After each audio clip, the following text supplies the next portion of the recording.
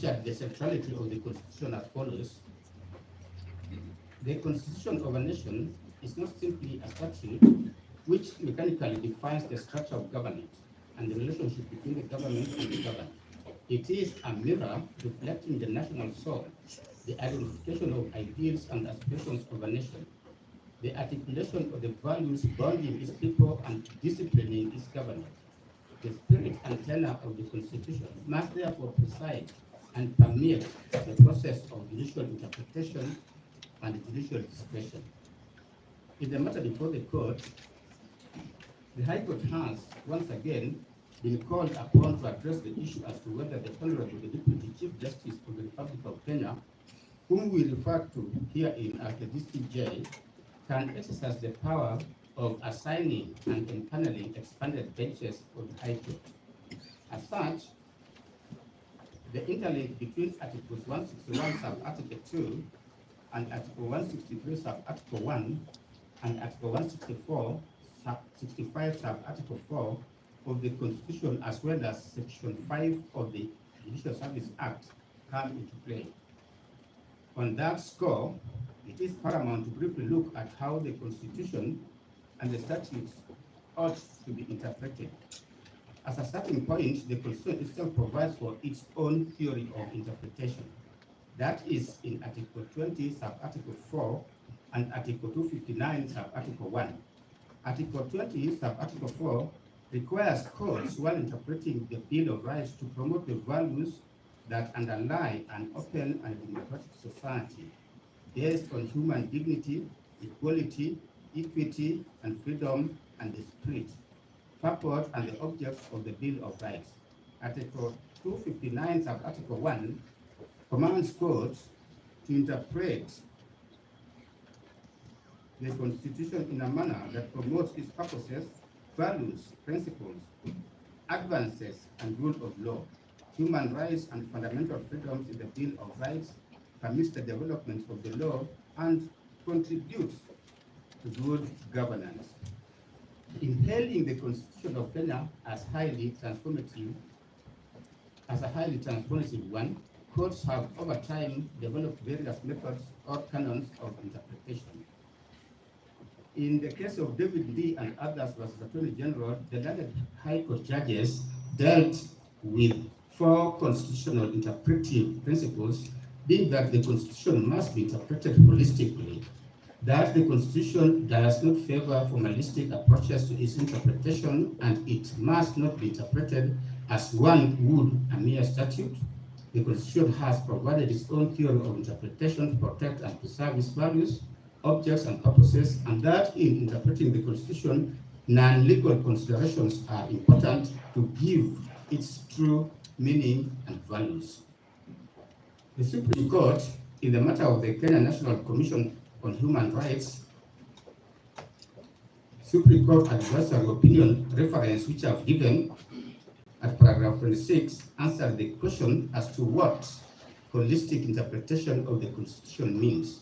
The court stated as follows: but what is meant by holistic interpretation of the Constitution? It must mean interpreting the Constitution in context. It is contextual analysis of a constitutional provision, reading it alongside and against other provisions, so as to maintain a rational explication of what the Constitution must be taken to mean in the light of the history of the issues in dispute and of the prevailing circumstances. In the case of Tiny Fuza as Attorney General, which I've given, citation I've given, the court was of the firm position that the Constitution must be read as an integrated whole. The court observed as follows: the entire Constitution has to be read as an integrated whole, and no one particular provision destroying the other, but each sustaining the other. This is the rule of harmony, the rule of completeness and exhaustiveness, and the rule of paramountcy of the written Constitution. On the tenet that the Constitution does not favor formalistic approaches to its interpretation, and that it must not be interpreted as one would a mere statute, the Supreme Court pronounced itself in the case in re-entering Independent Electoral Commission. The court said as follows: the rules of constitutional interpretation do not favor formalistic or positivistic approaches. The Constitution has incorporated non-legal considerations which we must take into account in exercising our jurisdiction. The Constitution has a most modern Bill of Rights that envisions a human rights-based and social justice-oriented state and society.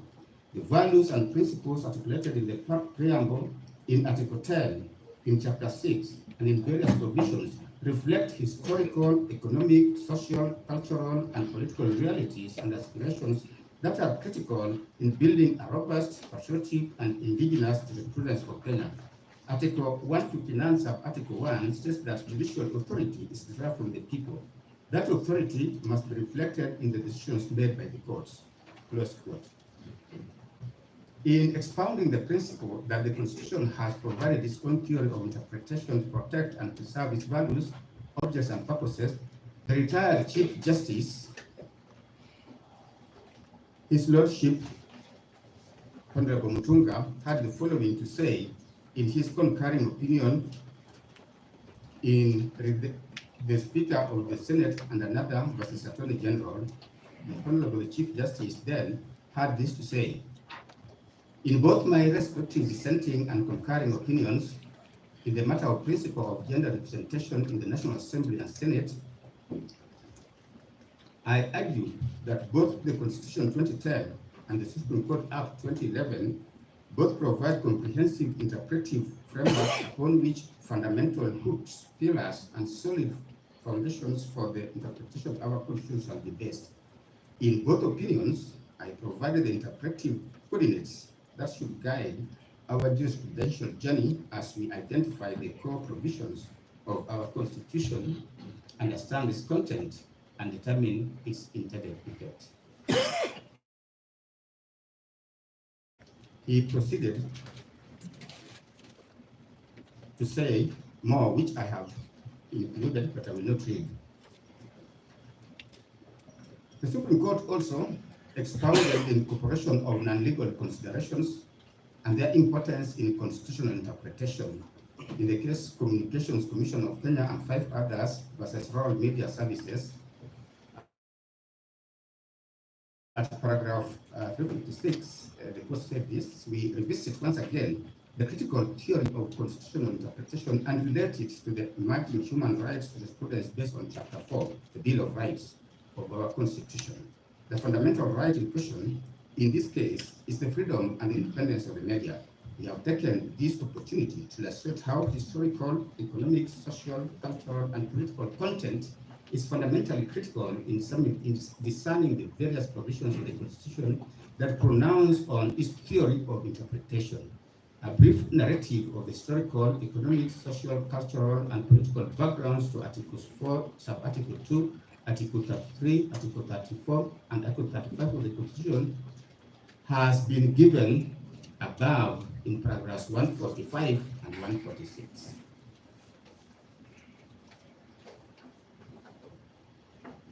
We begin with the concurring opinion of the CJ and the President in Gitirau Munya case, where there was references to Black Law Dictionary, where it was said that references to Black Law Dictionary will not, therefore, always be enough, and references to foreign cases will have to take into account these peculiar Kenyan needs and context. It is possible to set out the ingredients of the theory of the interpretation of the Constitution. The theory is derived from the Constitution through conceptions that my dissenting and concurring opinions have signaled as examples of interpretive coordinates. I'll not read the entire quotation.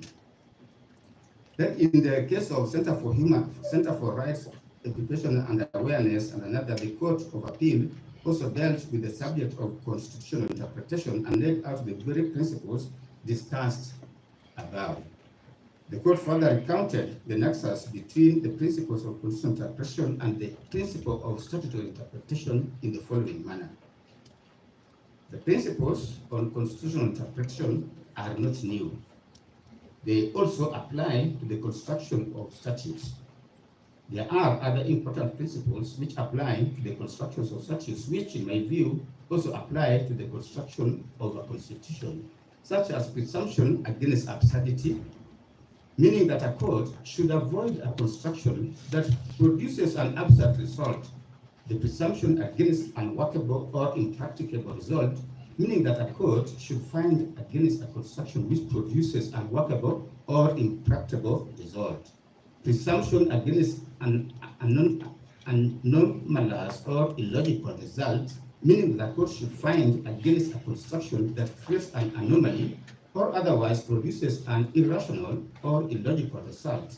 And the presumption against artificial result, meaning that a court should find against a construction that produces artificial result. And lastly, the principle that the law should serve public interest, meaning that the court should strive to avoid adopting a construction which is in any way adverse to public interest, economic, social, and political or otherwise. The court, as an independent arbiter of the Constitution, has fidelity to the Constitution and has to be guided by the letter and spirit of the Constitution. On our part, we wish to emphasize that the Constitution directs that it shall be interpreted in line with the doctrine of living constitutionalism. The doctrine holds that a constitution is a living document meant to evolve over time to reflect societal changes, contemporary realities, and shifting values. It further recognizes that the law is dynamic and adaptable to evolving circumstances, often encapsulated in the maxim that, in quote, the law is always speaking. It underscores the constitutional provisions as not static or frozen in time, but must be understood as applying to current circumstances regardless of their original context. This interpretive approach ensures that the Constitution remains relevant and effective in guiding the governance and legal framework of a modern, dynamic society. Moreover, the doctrine that the law is always speaking aligns with the purposive approach to constitutional interpretation as endorsed by courts in various jurisdictions.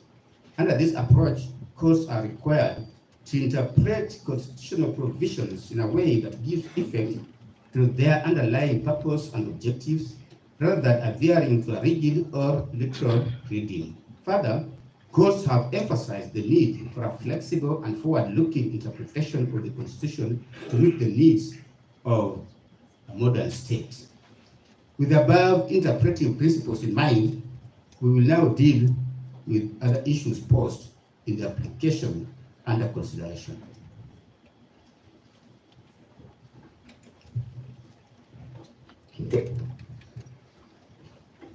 I will deal with the second issue on whether the DCJ can assign judges pursuant to Article 165, Sub-Article 4 of the Constitution. There is no doubt that this was the most contested issue in the subject application. Article 165, Sub-Article 3 and Sub-Article 4 of the Constitution provide for empanelment of benches of an even number of judges as follows. Permit me not to go through that. In dealing with the above issue, courts have taken two diametrically opposite positions. One of them being that the assignment of judges is a constitutional duty which can only be undertaken by the Honorable Chief Justice. As such, the Honorable DCJ cannot assign judges under Article 165, Sub-Article 4 of the Constitution. The other position posits that although the duty to assign judges is provided for in the Constitution, its implementation is administrative, and that duty can be undertaken by the Honorable DCJ. In Kenya Medical Research Institute versus AG, which was a 3-judge bench of this court, held as follows. They quote paragraph 37. Therefore, by empaneling this bench, the Chief Justice was carrying out is constitutional mandate as opposed to similar functions under the former constitution, which were changed on the constitutional provisions and were merely administrative. End of quote. In Lena, Conchela, and others, which was a five-judge bench of this court, the court went ahead and described the role of the Chief Justice under Article 165(4) as constitutional as opposed to a merely administrative function. It also said, it is our view that a constitutional mandate of the CJ can be judicial, administrative, or political, and the current constitution does not indeed state that the Chief Justice is the head of the judiciary which embodies all these functions. The learned judges in that empaneled bench then found that the constitutional mandate exercised by the CJ under 165(4) of the Constitution is an administrative function. The court also elaborately dealt with the issue as to whether such an administrative function could be undertaken by the Honorable DCJ, and in the end, the court rendered itself as follows. I quote paragraph 78. It therefore our finding that constitutional function of the CJ to assign benches under Article 165(4) being an administrative function can be performed by the Deputy Chief Justice when the Chief Justice is for good reason unable to perform. End of quote. The petitioners in these matters also cited the decision in Okoiti versus JSC and another, it is Constitutional Petition number A408 of 2020, as buttressing the position that the assignment of judges is a constitutional mandate and the sole preserve of the Honorable the Chief Justice. The decision was delivered by yours truly, who is part of this expanded bench. We have carefully considered the said decision. One of the issues therein, which may be said to have a bearing on this matter, was whether the Honorable CJ could rely on Section 5, subsection 4 and subsection 5 of the Judicial Service Act to authorize the Honorable DCJ to serve as the acting Chief Justice when the Chief Justice was proceeding on leave pending retirement until when a succeeding Chief Justice was appointed. As the matter did not deal with the nitty-gritties of the aspect of assigning of judges, but rather the constitutionality of the actions of the CJ who was exiting service, we respectively find that the issue is not at par with what is under consideration in this instant application. The said decision is hence distinguishable. Returning to the matter at hand, it is imperative to look at the various terms which come to play in this matter, including the administrative actions as well as judicial actions. We have gone through that. I do not think there's need for me to read all that. It's in the ruling, and I proceed to state that from the above discourse, we do not find any difficulty in affirming the position that a constitutional mandate of the Honorable Chief Justice can be judicial, administrative, or political. We further find and hold that the constitutional mandate exercised by the Honorable Chief Justice under Article 165, sub-article 4 of the Constitution, is a constitutionally administrative function. We shall now consider whether the function of the Honorable Chief Justice under 165, sub-article 4 of the Constitution can be performed by the Honorable DCJ. Article 161 of the Constitution establishes the office of the Chief Justice as the head of the judiciary, and that of the Deputy Chief Justice as the deputy head of the judiciary.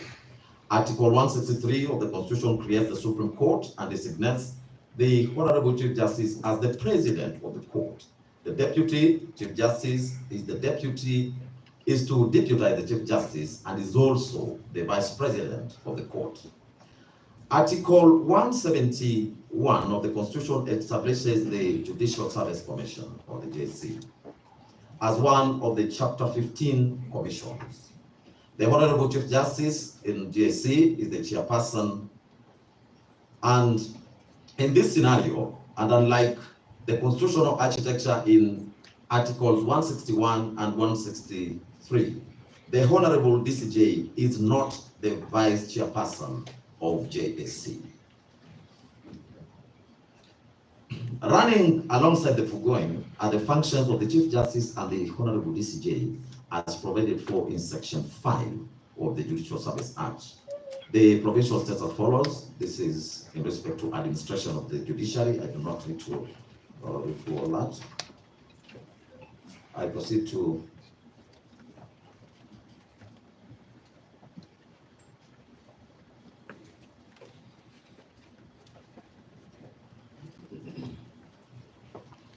say that the decision in Lena Conchela also dealt with the definitions and various types of deputies, and ultimately rendered itself in the following manner. I think this one I should quote. But paragraph 77, it says, it has been canvassed before us that where the Constitution intends the Deputy Chief Justice to act on behalf of the Chief Justice, it has expressly stated so. Specific examples cited were Articles 141.1, 144.4, 148.4. These provisions fall under Chapter 9 of the Constitution that deals with the executive. This chapter does not have a general provision as regards the deputization of the Chief Justice by the Deputy Chief Justice, as is provided for in Article 161 to be in Chapter 10 of the Constitution on the judiciary. Hence, the provision of the deputization of the Chief Justice in Chapter number 9. A holistic and purposeful interpretation of Article 161 2B of the Constitution and Section 5 of the Judicial Service Act leads us to the conclusion that the Deputy Chief Justice substitutes the Chief Justice where necessary. End of quote. In the end, the learned judges found and held that the constitutional function of the Honorable Chief Justice to assign the benches under Article 165 for the Constitution, being an administrative function, can be performed by the DCJ when the DCJ is for good reason unable to perform this function. On our part, we have carefully addressed our minds to the issue. We find that there was a deliberate scheme by the drafters of the Constitution for the Honorable DCJ to deputize the Honorable CJ as Deputy Head of the Judiciary and as the Vice President of the Supreme Court, but not in the JSC. Such was an emphasis on the various manifestations of the constitutional duties bestowed upon the Honorable Chief Justice and the Honorable DCJ. As such, the prevailing legal position is that the Honorable DCJ can deputize the Honorable CJ in discharging judicial functions and in the administration of the judiciary as an arm of government, but cannot do so in respect of the affairs of the JSC. Our attention has also been drawn to the provisions of Article 259, sub-article 3B of the Constitution, which states as follows. This refers to construing the Constitution, and sub-article 3 provides as follows. Every provision of this Constitution shall be construed according to the doctrine of interpretation that the law is always speaking, and therefore, among other things, b. any reference in this Constitution to a state or other public office or officer or a person holding such an office includes a reference to the person acting in or otherwise performing the functions of the office at any particular time. Emphasis, or otherwise performing the functions of the office at any particular time. The above provision creates three tiers in which constitutional functions can be exercised. That is, by the substantive office holder, or by a person in an acting capacity, or by a person otherwise performing the functions of the office at any particular time. In our understanding, and against the background of the doctrine as stated, The drafters of our constitution were deliberate about ensuring that the administration of duties and the application of the constitutional provisions are continuous and seamless, recognizing the necessity for officers and their functions to be performed even in transitional or extraordinary circumstances. Such an interpretation avoids technicalities and vacuums that could disrupt the functioning of state officers of public institutions, thereby promoting administrative efficiency and upholding the principles of constitutional governance.